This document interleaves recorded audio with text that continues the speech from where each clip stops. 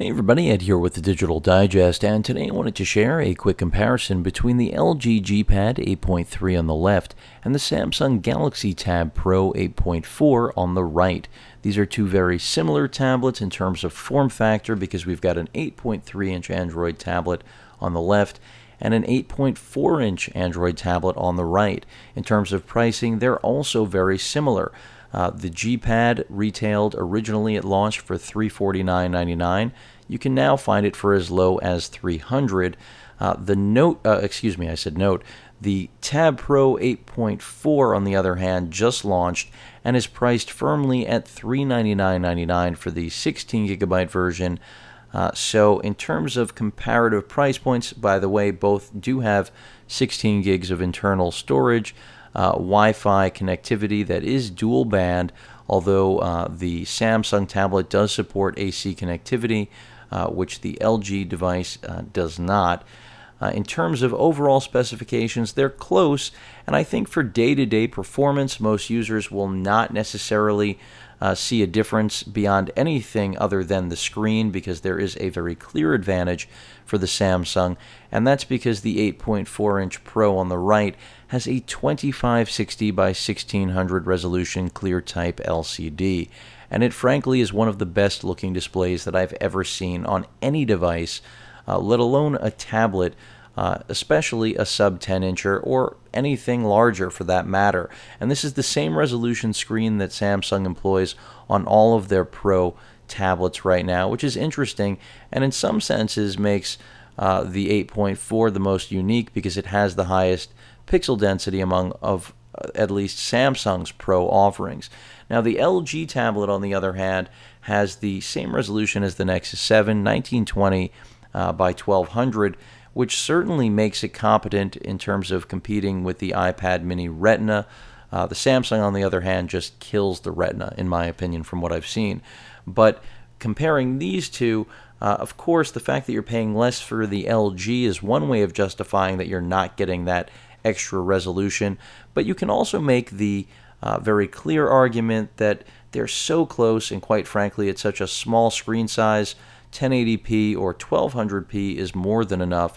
You certainly don't require, or most users don't need, and some may not even notice the difference between the two. Although I think even in this video, you will see some clear differences between just the overall quality of the panel. By the way, this is an IPS panel on the left, and as I mentioned, a clear type LCD on the right. The whites just look whiter on the Samsung. Colors overall look better.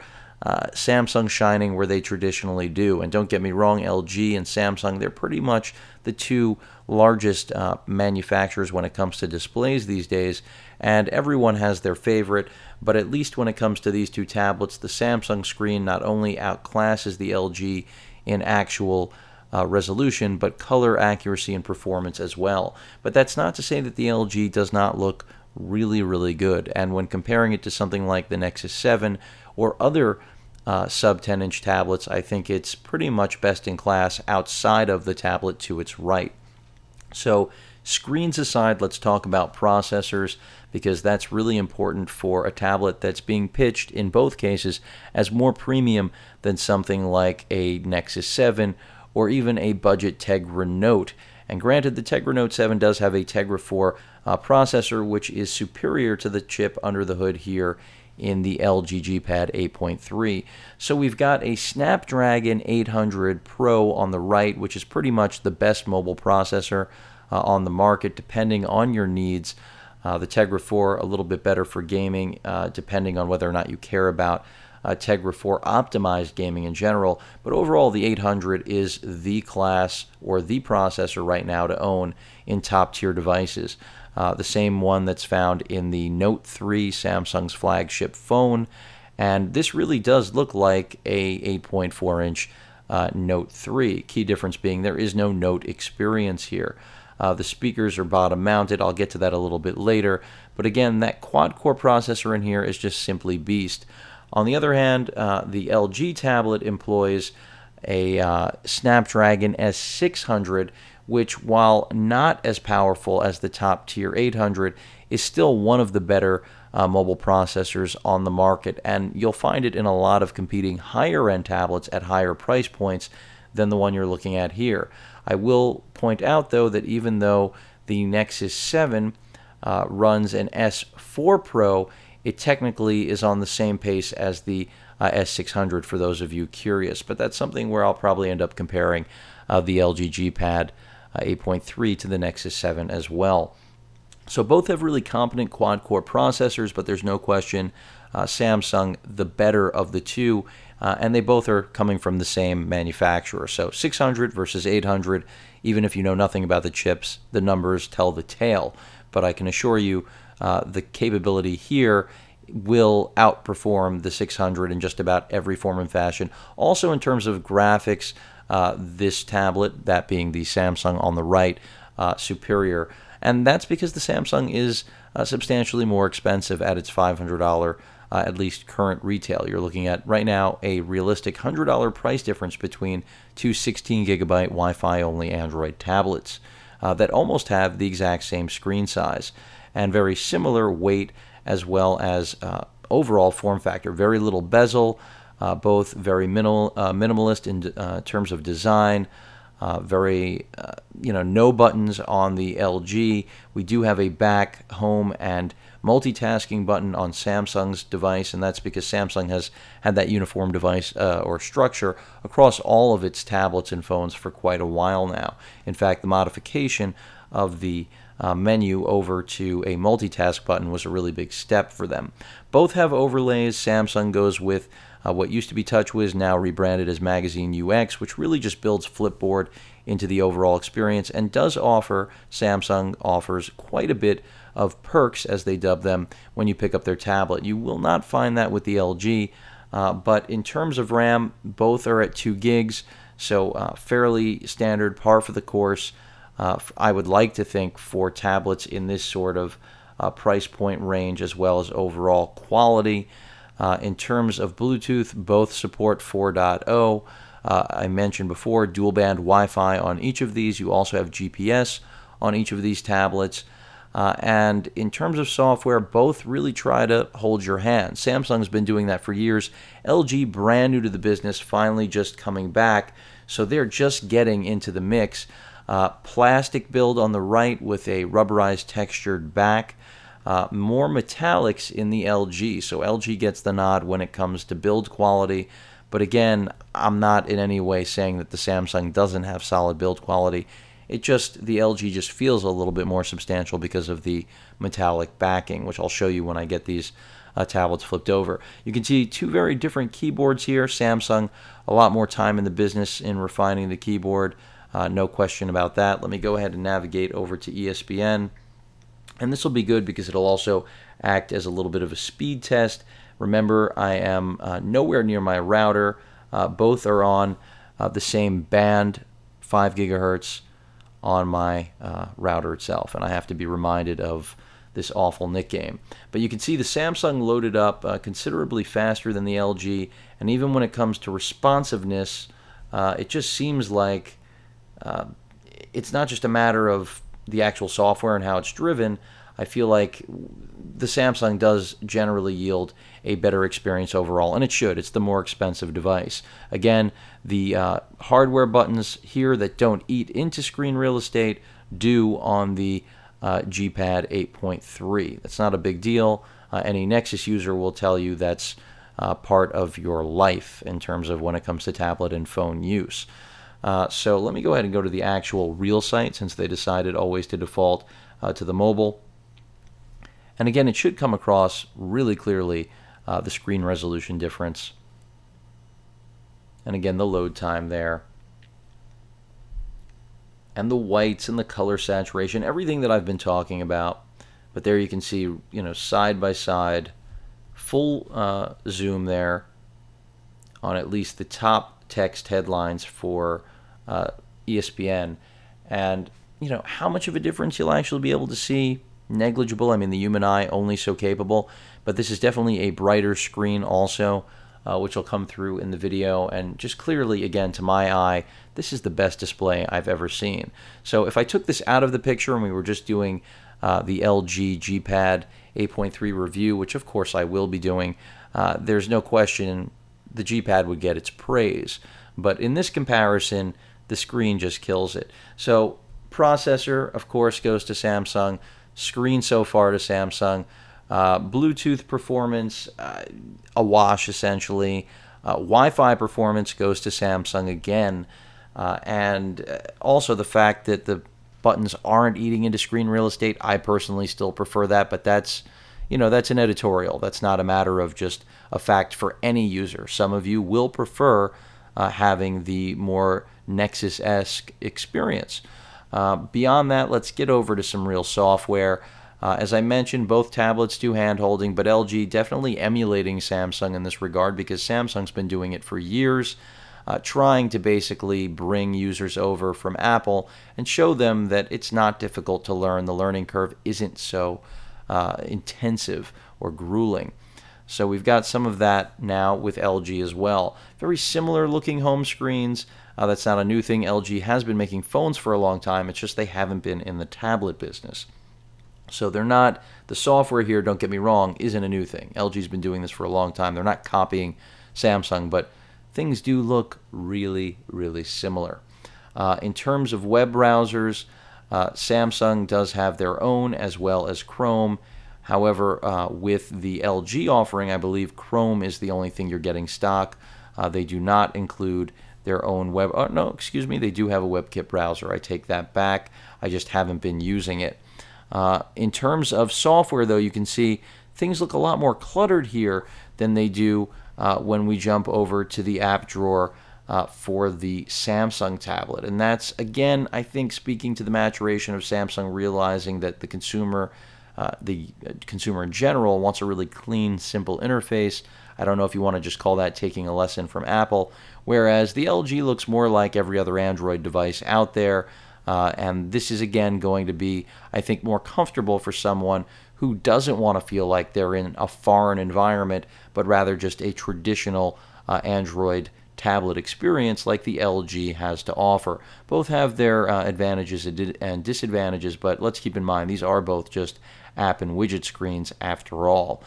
In terms of software, you can see LG has their own alarm clock, calculator, calendar, camera, Chrome, contact suite, of course, access to your downloads, email, gallery. I mean, everything that you would expect is there. They have their own backup service, notebook, memo. I mean, there's a lot to live up to when you're trying to compete with Samsung. Forget about even Apple or any other manufacturer because that's really who they are taking head on.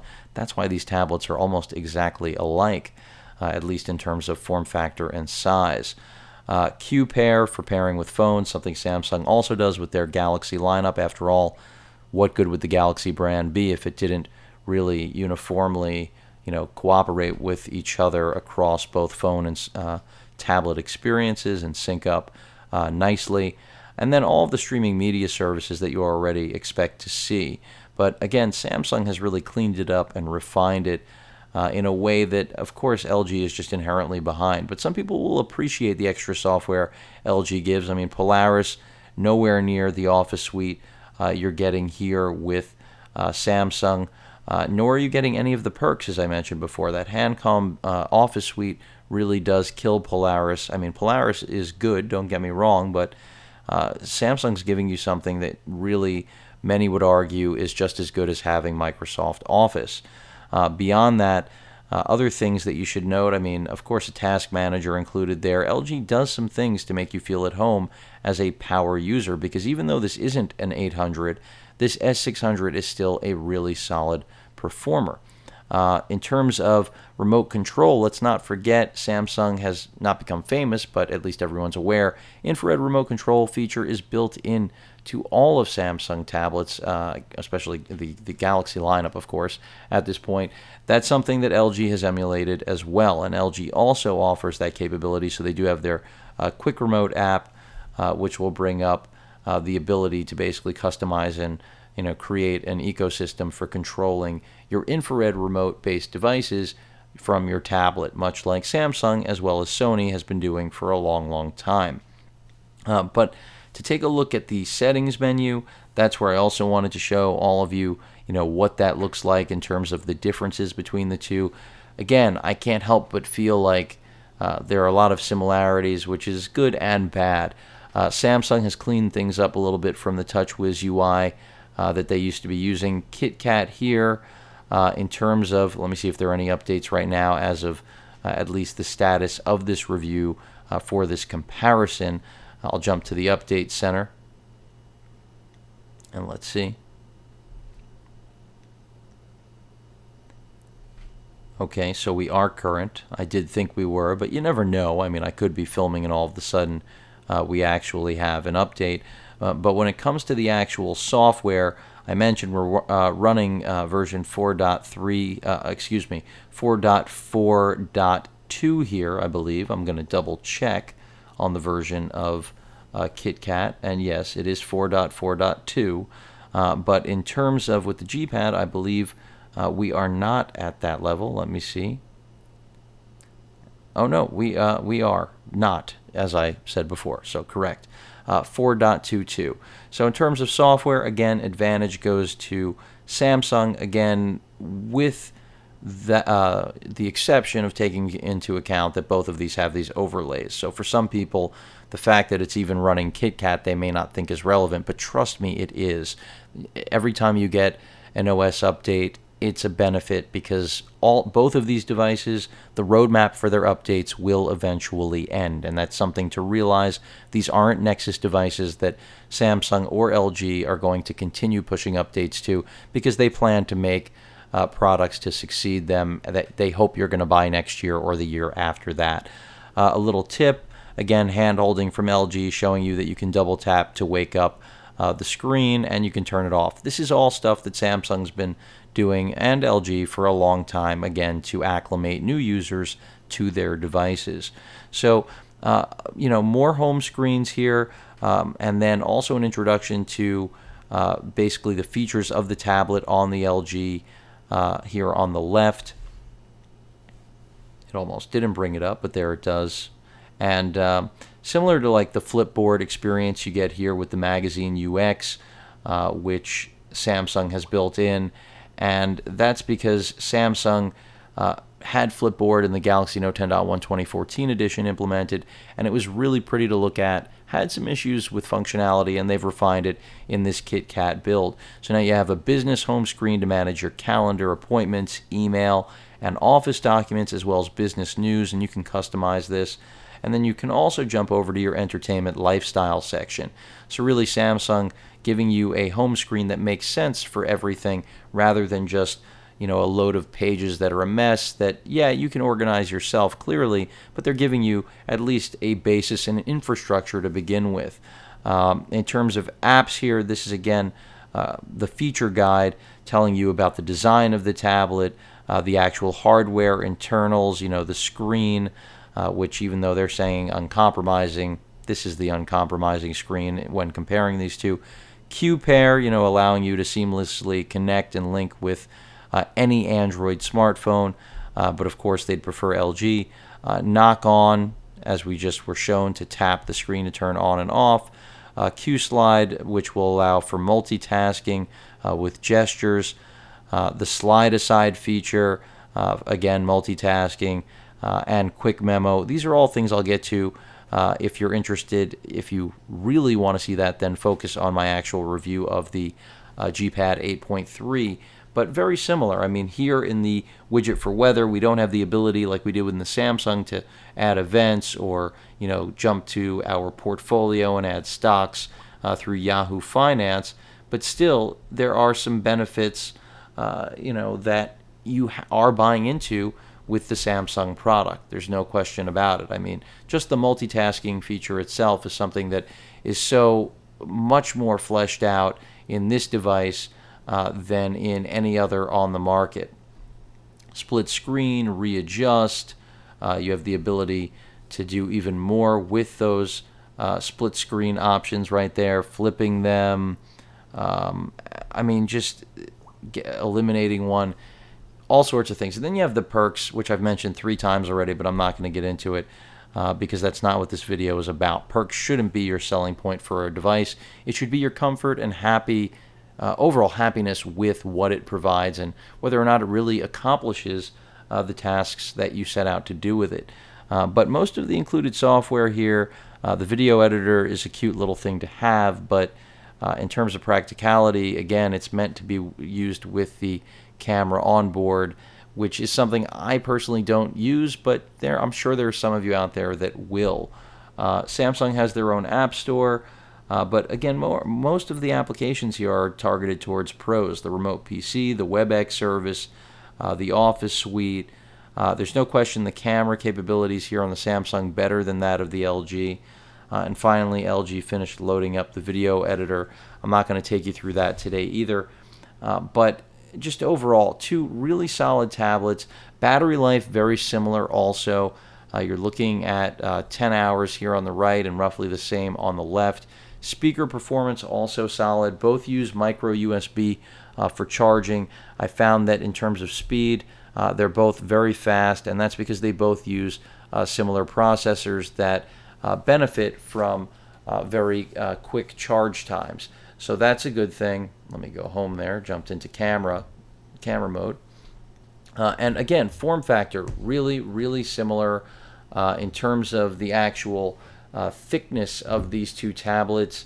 The Samsung is the slimmer of the two, but that's only because it stays constant across the entire thickness. The LG does not. In terms of the actual button layouts and ergonomics, the LG is a little bit more comfortable to hold. Some will prefer this metallic back that I spoke of before. You can see the speakers right there on the back. Audio output definitely solid on the LG, and the LG does feel like it's definitely better constructed overall than the Samsung. Samsung has this faux leather, which used to feel like plastic, now feels like the rubber it should have from the beginning if it wasn't going to be leather, on the back with the stitch around it. And overall, I have no qualms with the design. Power button, volume rocker, your infrared port right there for blasting off to those devices you want to control, micro USB for charging, speakers on the bottom, which are also relatively solid, at least from what I've seen, micro SD card slot for storage expansion. So everything you could pretty much desire from a device like this, especially with such a great screen and processor in tow. There are certainly things I could have wished for in both of these. I mean, the Nexus 7 has NFC and wireless charging that neither of these devices have. I would have liked to have seen Samsung incorporate some of that because Sammy already incorporates it into a lot of its devices. So a little bit strange that we don't have it here, but either way, not a deal breaker, but certainly something to hope for in the future. I think the focus here really was just making a very solid 8.4-inch tablet, which is a bit of a gamble for both companies alike.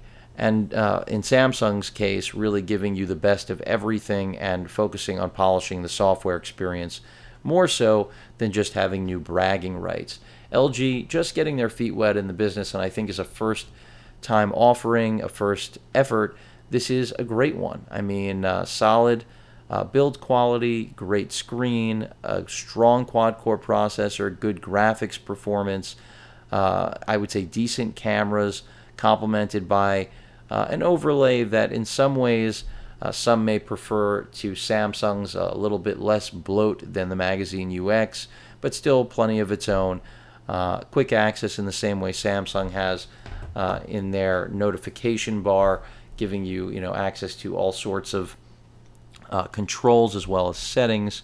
A little bit more on the LG, and that's where software is going to be really a matter of personal preference. And do you already own an LG or Samsung phone? Whichever you own is probably going to lead you towards the companion tablet product. But when it comes to processor, screen, and just overall experience in the tablet business, Samsung has LG beat. And if that's what you're trying to find out, which is what I would hope in the course of this comparison, which is now almost at 25 minutes, there's no question that the Samsung 8.4 Pro on the right is the better tablet of the two, in my opinion. Now, if budget is an issue, don't feel that you're in any way selling yourself short. with the LG G Pad 8.3. In fact, I feel it does not get enough praise for what it represents, because it is a step above something like the Nexus 7 outside of what I mentioned, lacking those, not infinite, but long-term software updates, as well as some important features for certain users like NFC, as well as wireless charging, but those don't exist here on the Samsung offering either. And when it comes to hardware under the hood, it's no slouch either. It can't match the Samsung, but the Samsung is a more expensive product, and that arguably justifies the higher end internals. Again, battery life right on par, and charge time is too. I haven't spent a lot of time with these, but enough to really tell all of you what I have there. And in total, performance, again, in day-to-day, really, really close. But for that bleeding edge consumer that must have the greatest processor and overall performance in every regard, Samsung delivers that, even when we're talking about something simple like cameras. But shockingly now on software as well. So a lot to like on both of these devices. The LG has a lot of cool features that I didn't get into today, but when it comes to hardware and software and just the overall package you're getting at the price point, even with the Samsung being a little bit more expensive, I'm still going to point all of you in its direction. So hope you all enjoyed the comparison. These are two very strong offerings and just a great example of how far the Android platform has come, as well as mobile tablets and their capabilities to blur the line with what we used to rely on for computing, and also give us something that differentiates from the incredibly large smartphones that are becoming more and more common, which is why it seems that the 8-inch class is, in a sense, not replacing the 7, but finding true footing, because phones are getting larger and larger, and as a result, the 7-inch class really seems to be more of an overlap rather than a complementary device that's more comfortable to use than your smartphone. But both are great tablets. I recommend both, but clearly I think all of you who've made it this far know the Samsung is the better of the two, and it should be with the price premium. Any questions or comments, please feel free to post them. And of course, as usual, please feel free to subscribe. Later.